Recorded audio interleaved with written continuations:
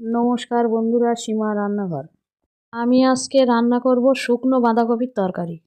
শুকনো বাঁধাকপি নিলাম, বাঁধাকপিটা ভিজিয়ে দিলাম, চিংড়ি মাছ কেটে ধুয়ে নিলাম, আলু কেটে ধুয়ে নিলাম, কড়া বসালাম, জল দিলাম, কেটে রাখা আলু দিলাম, আগে থেকে ভিজিয়ে রাখা বাঁধাকপি দিলাম, বাঁধাকপিটা সিদ্ধ করে নিলাম, আলু বাঁধাকপিটা নামিয়ে নিলাম, কড়া বসালাম, সর্ষের তেল দিলাম, কেটে রাখা চিংড়ি মাছগুলো দিয়ে দিলাম, লবণ দিলাম, হলুদ দিলাম, চিংড়ি মাছ ভেজে নিলাম, চিংড়ি মাছগুলো তুলে নিলাম, সর্ষের তেল দিলাম, কাঁচা লঙ্কা শুকনো লঙ্কা দিলাম, পেঁয়াজ দিলাম, রসুন বাটা দিলাম, ভেজে নিলাম, টমেটো দিলাম, লবণ দিলাম, হলুদ দিলাম, আদা জিরে শুকনো লঙ্কা বাটা দিলাম, মশলাটা কষে নিলাম, সিদ্ধ করে রাখা বাঁধাকপি আলু দিয়ে দিলাম,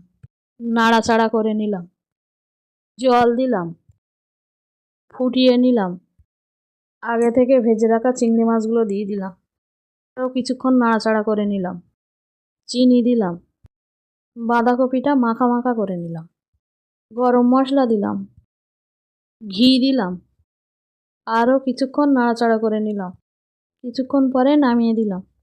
আমার রান্নাটা ভালো লাগলে লাইক সাবস্ক্রাইব কমেন্ট শেয়ার করুন। ফ্যান্টাস্টিক।